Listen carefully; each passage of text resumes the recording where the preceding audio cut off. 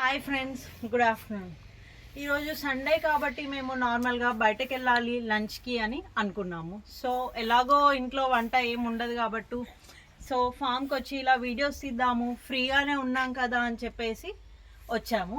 So ఎలాగో ఫ్రీగా ఉన్నాం కదా, సో ఈ ఫామ్ యొక్క ఇంట్రడక్షన్ ఇద్దాము. అసలు ఈ ఫామ్ అనేది మేము ఎలా మొదలు పెట్టాము, ఈ డైరీ బిజినెస్లోకి ఎలా వచ్చాము అనేది నేను మీకు చెప్పాలనుకుంటున్నాను.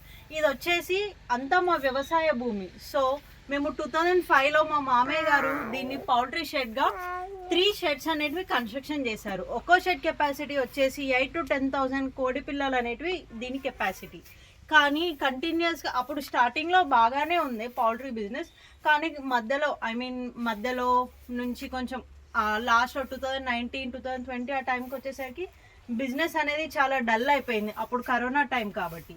సో మేము ఇంకా ఇది పౌల్ట్రీ బిజినెస్ అనేది క్లోజ్ చేసేసాం అన్నట్టు, కంప్లీట్గా క్లోజ్ చేసి సరే ఎలాగో షెడ్స్ ఉన్నాయి కదా, డైరీ బిజినెస్ ఎందుకు స్టార్ట్ చేయకూడదు అని మా మామయ్యకి వచ్చిన ఆలోచన.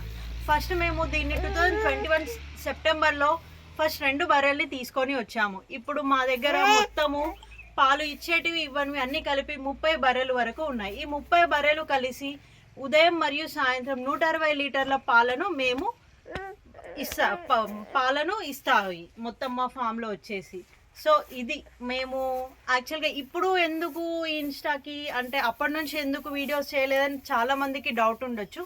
సో పర్సనల్ లైఫ్లో చాలా బిజీ ఉండడం వల్ల అండ్ మోరోవర్ ఇప్పుడు మాకు డైలీ పాలు వచ్చేసి 160 లీటర్ల పాలు వస్తున్నాయి. సో మేము దాన్ని 200 లీటర్స్ వరకు చేసి మా ఓన్ మార్కెటింగ్ చేసుకోవాలని అనుకుంటున్నాము.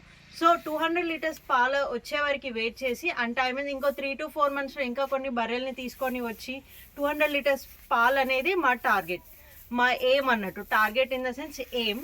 సో 200 లీటర్స్ మిల్క్ అనేటివి వచ్చాక మా ఫామ్లో ఉదయం మరియు సాయంత్రం సో మేము అప్పుడు మా ఓన్ షాప్ని ఓపెన్ చేసి మార్కెటింగ్ చేస్తాము. Bye friends, thank you.